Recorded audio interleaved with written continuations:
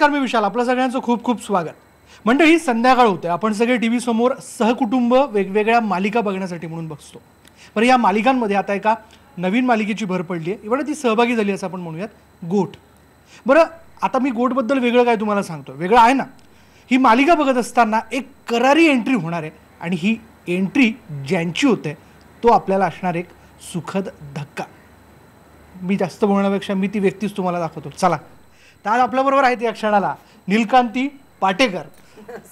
ताई, सुखद धक्का, खरंच सुखद धक्का आहे. म्हणजे मी चुकलेलो नाही, माझा शब्द अगदी बरोबर आहे. कारण ताईंना आपण निर्माता म्हणून बघितलेलं आहे, ताईंना आपण दिग्दर्शक म्हणून बघितलेलं असेल. 2 मालिकांची निर्मिती त्यांनी केलेली आहे आणि आता खुद्द पहिल्यांदा छोट्या पडद्यावरती एक अभिनेत्री म्हणून तुमचा प्रवेश होतोय. आणि तो नुसता प्रवेश नाही, करारा जवाब है वो. काय तो? बयो आजी, अतिशय सॉफ्ट असं नाव असलेली ही भूमिका, पण त्या पाठीमागे उभं असलेलं व्यक्तिमत्व हे तेवढंच सॉफ्ट नाही आहे. गेली 50 वर्ष विलीन झालेल्या संस्थानाची धुरा सांभाळणारं हे व्यक्तिमत्व आहे. त्याच्यामुळे त्या 50 वर्षांमध्ये जे निर्णय जसे तिला घ्यायला लागलेले आहेत, एकटीच्या खांद्यावर तिची ती धुरा आहे. तिचे पती वारल्यानंतरची, तिचा नवरा वारल्यानंतर अकस्मात तिच्या अंगावर हे पडलेलं आहे.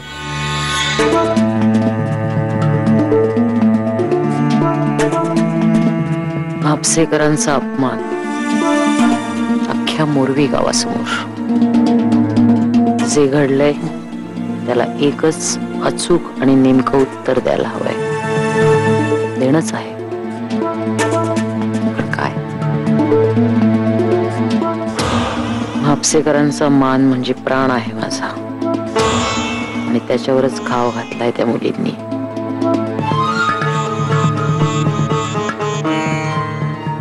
अगोदर अशीच एक साधी सरळ स्त्री, विवाहित स्त्री, नवऱ्याच्या पावलावर पाऊल सावलीमध्ये राहणारी, आणि अचानक ही जबाबदारी अंगावर पडल्यानंतर तिचे जे कंगोरे, तिचे आपण म्हणतो ना शार्प व्हायला लागले, तसे ते शार्प होत होत होत तो गेल्या 60 वर्षात जे तिचं व्यक्तिमत्व झालं ते तुम्हाला आज पहिल्या दिवसापासून दिसतंय. त्याच्यामुळे तुम्हाला दिसताना बयोआजी 60 वर्षानंतरची दिसते. ती त्या सगळ्या प्रवासातनं गेलेली आहे. प्रत्येक निर्णय जेव्हा केव्हा तिचा चुकला असेल, बरोबर आला असेल, चुकला असेल तर का, बरोबर आला तर तो का, या सगळ्याची उत्तरं स्वतःला देत आणि त्याच्यातून स्वतःला घडवत बयोआजी आज झालेली आहे. त्याच्यामुळे तुम्हाला असं वाटतं की अरे काय व्यक्तिमत्व आहे, पण ते सहज घडलेलं नाही आहे. त्याच्यासाठी तिला 60 पावसाळे तिच्या आयुष्यातले जायला लागलेले. आणि आता जेव्हा या 60 पावसाळ्यानंतर ज्या पद्धतीने तिने ते गाव बांधलेलं आहे, कधीतरी तिची भीती वाटते, कधीतरी आपलेपणा वाटतो, कधी आधार वाटतो, कधी हिनी हा निर्णय घेतला हा ठोक आहे, कदाचित माझ्यासाठी तो नाही पण गावासाठी आहे.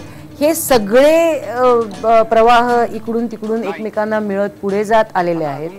पण आताची जी तरुण पिढी आहे, जेव्हा तिच्या समोर येऊन उभी ठाकते त्यावेळेला ती कशा पद्धतीने ती रिॲक्ट होते आणि कशा पद्धतीने ती पुढे जाते, हा सगळा प्रवास म्हणजे गोठ आहे. घरच्या मुली असं कमरेला ढोल बांधून रस्त्यावर वाजवायला लागल्या, संपलं सगळं.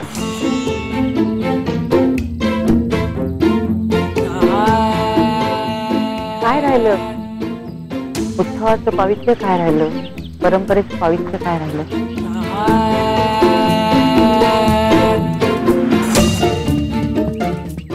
असं नका ना म्हणू बयोआजी, कोणतीही कला पवित्रच असते. तुला 1000 वेळा सांगून कळत नाहीये का? अहो पण राधा, पण प्रश्न पडतो. चित्रपट गाजवले तुम्ही स्वतः मालिकांची निर्मिती केली, रंगभूमी देखील तुम्ही गाजवली. एव्हा तुमचं वाचनही भरपूर सुरू असतं. कोणाला असं वाटणार नाही की नीलकांती पाटेकर हे नाव आपल्या मालिकेत असावं. तिथेच खरं तर तो TRP असा उंचीला जातो. पण मग एवढा उशीर का लागला म्हणजे हा प्रवेश होण्यासाठी? कसं असतं माहितीये का रे, जसे तुमच्या दिवसामध्ये 24 तास आहेत ना, तसे माझ्या दिवसालाही 24च तास आहेत. कळलं ना? त्याच्यामुळे सगळ्या गोष्टी एका वेळेला माणूस नाही करू शकत. अरे म्हणजे जसं मी तुला मगाशी बोलता बोलता बोलले की मला अशी काही घाई नव्हती. आत्मविश्वास जेव्हा आला तेव्हाही मला काही घाई नव्हती. It just happened. ज्या ज्या काही गोष्टी माझ्या आयुष्यात घडल्या आहेत दे हॅपन्ड आणि मी अशी छान त्याच्यामध्ये सामावून गेलेली आहे. त्यामुळे मला असं वाटतं की हे घडतंय ना मग ते घ्या ना अंगावर. मग तो चॅलेंज झाला कारण तो काहीतरी वेगळ्याच पद्धतीने माझ्यासमोर आलेला असतो. म्हणजे 32व्या वर्षी 55 वर्षाची बाई करणं लोकांना तेव्हाही पटलं नव्हतं. परवाच मला अतुल तोडणकर माझ्याबरोबर होता तर ह्या आपल्या सिरियलच्याच प्रमोशनसाठी. तर मी पहिल्यांदाच अतुलला भेटत होते. म्हणजे 99% माणसं अशी आहेत की ज्यांना मी माहिती आहे आणि जे मला माहिती आहेत पण आम्ही कधी भेटलेलो नाही आहेत. पण भेटल्यानंतर मात्र असे भेटतो की अरे बापरे लहानपणापासूनच दोस्त आहोत आम्ही असं ते होतं. कारण कायम एकमेकांबद्दल जाणवलेलं आहे. सो अतुल मला म्हणाला मला असं वाटलं तुम्ही तर जख्ख म्हातारे असणार. म्हणलं का? अरे 89 साली तुम्ही 55 वर्षाच्या म्हणजे आता किती पाहिजे. म्हणलं अरे वेडा आहे का. म्हणलं तेव्हा मी खरी 32 वर्षाची होते. तर म्हणजे कुठलाही जर अट्टहास ठेवला नाही ना रे बरोबर तर तुम्हाला खूप छान छान काही करायला मिळतं. मग लोकांच्या अपेक्षा वाढतात तुम्ही त्या वाढवून ठेवलेल्या असतात याचं तुम्हाला दडपण येत नाही आणि लोकही ते तुम्हाला दडपण देत नाहीत कारण ते अतिशय पॉझिटिव्हली तुमच्याकडे बघत जातात की नाही तुम्ही आहात म्हणजे आम्हाला छानच काहीतरी मिळणार. असं जरी त्यांनी म्हणलं तरी मी नॉर्मलच काम करत असते.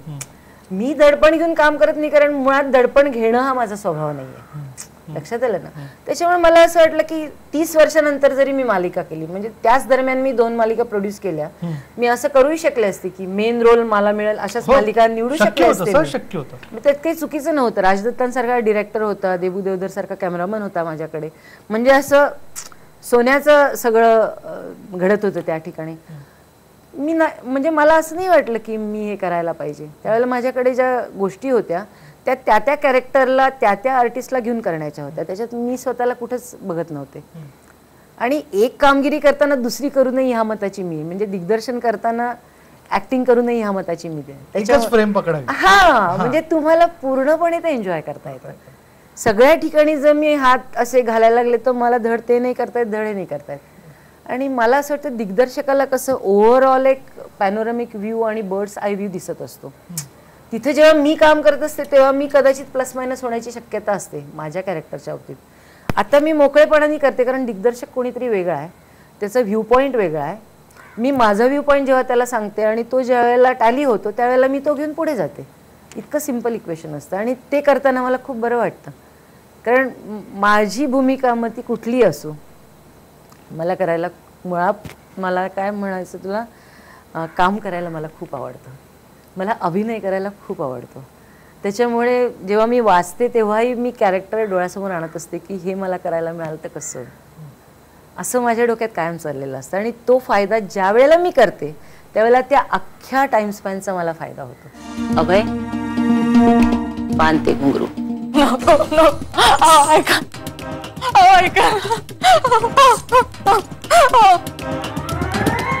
ते चुकून झालं पुन्हा नाही असं होणार. 100 नको वहिनी वहिनी तुम्ही सांगा ना.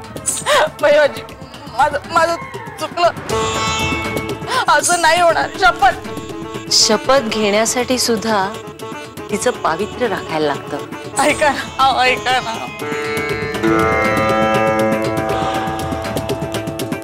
तू का थांबलायस?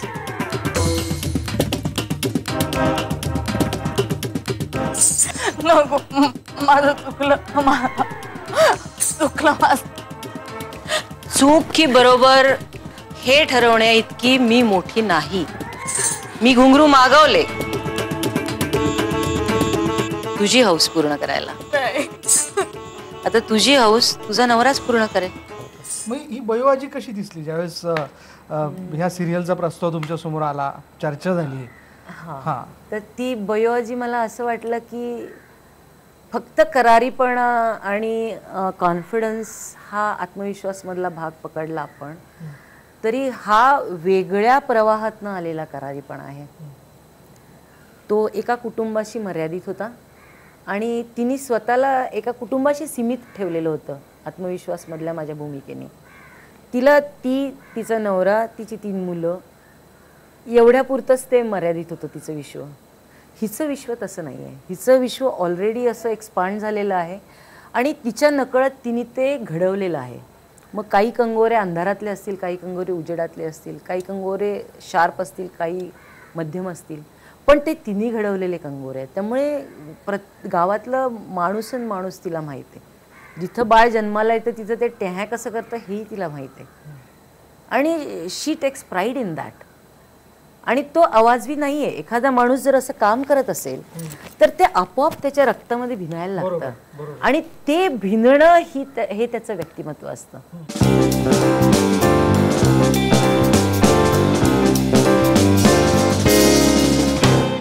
काही आपण बहुतांशी मालिका बघितलेल्या आहेत. त्या मालिकांमध्ये त्या घरात असलेली प्रमुख व्यक्ती, तिचा एक दरारा असतो. बऱ्याच वेळेस लोक तुलना करू शकतात या सगळ्या, किंवा ती होणार नाही असं मला वाटतं. पण तुम्ही ज्यावेळेस या भूमिकेचा विचार करत होतात काही छटा तुमच्या डोक्यात निश्चित नसतील किंवा तुम्ही माझ्या डोक्यात तर काय वेगळंच होतं. आता मला माहिती नाही स्टार प्रवाहाच्या ते डोक्यात आहे की नाही, पण माझ्या डोक्यात माझी कॅरेक्टर कशी होती माहिती आहे का? आहे म्हणजे राधा अजूनही आहे असं मी म्हणत नाही होती असं, कारण मी अजूनही त्याच्यामधून इव्हॉल्व्ह होती आहे. मला ती नवी नवी सापडत जाणार. आताशी थोडीशी कुठेतरी तुमच्या डोळ्यासमोर येते आणि त्याच्यापेक्षा 5% जास्त अजून मी केलेली आहे जेवढं शूटिंग झालं त्याच्यामध्ये. माझ्या डोक्यात कसं होतं म्हणजे खूप मोठा आवाका आहे तरी मी तुला ते उदाहरण देते. गॉडफादर नावाचं पिक्चर आहे, बरोबर आहे ना? आता ते कसं छोटी फॅमिली आहे पण त्याचा आवाका केवढा तरी मोठा आहे.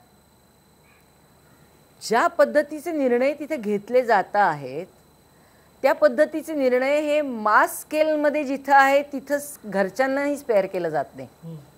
जर तू तिन्ही भाग गॉडफादरचे पाहिले असतील तर घरच्यांनाही त्याच्यामध्ये स्पेअर केलं जात नाही. आणि जिथं घरच्यांचा प्रश्न आहे तिथं बाहेरचे आतमध्ये येऊ शकत नाही. स्वतःच सगळं विस्कटायचं आणि नंतर सावरल्यासारखं करायचं, काय रीत आहे?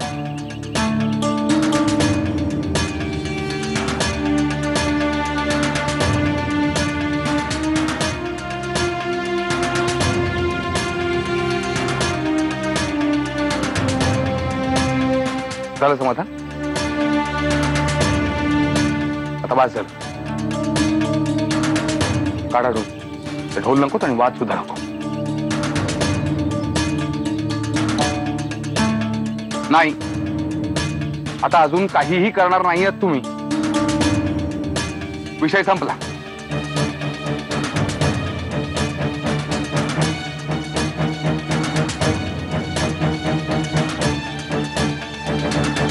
आजी माफ करा, अहो लहान आहेत, अल्लड आहेत असं. सोडून द्या. वडीलधाऱ्यांना समज यावी इतकंच.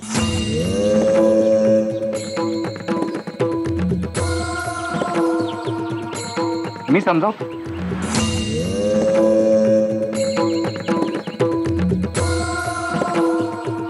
इतकं चोख तो पिक्चर असताना मला ज्यावेळेला बहिवाजी सांगण्यात आली तेव्हा मी माझ्या लेकाला म्हणलं काय माहिती आहे ना, खूप मोठी ही म्हणलं मी तुला कंपॅरिझन सांगते, पण मला ती अशी करायची की तिचं जे संस्थानाचं राजकारण आहे त्या राजकारणाच्या मध्ये राजकारण आणि घर तिने सटली वेगळं ठेवलेलं आहे.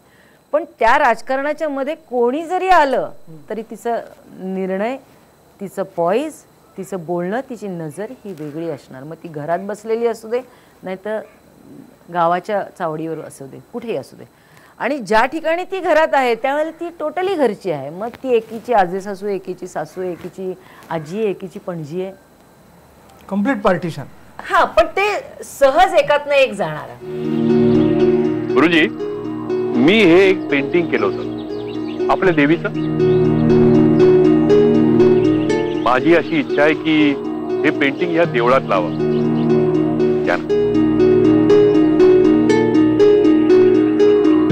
देवळामध्ये देवीची एकच मूर्ती पुरेशी आहे. हे गोठ काय म्हणजे बहिवाजी जाणून घेत असताना तिची एक फार स्पेशल एंट्री म्हणे काहीतरी तिचा एक ज्यावेळेस ती येणार आहे तिची एंट्री होणार आहे ते पहिला काहीतरी एक वेगळा दागिना दिसेल. आणि गोठ हा दागिना 100 नंबरी सोन्याचा आणि भरीव, आणि आता हा बघ, हा हा हा भरीव आहे. भरीव आहे. हा म्हणजे ह्याचं वजन आहे, हे माझ्या मनगटाला पेललं पाहिजे. आणि ते मनगट आणि तेवढं मनगट सशक्त हे असावं. बेसिकली कर्तृत्ववान माणसाचं वा. सिंबल आहे. वा. बरोबर आहे ना? बांगड्या भरा मनगटात तुमच्या. जोर नसेल तर बरं. हा म्हणजे तुमच्यात जर ते कर्तृत्व नसेल तर बांगड्या भरा. म्हणजे शेवटी सगळं येतं ते ते इथे येतं.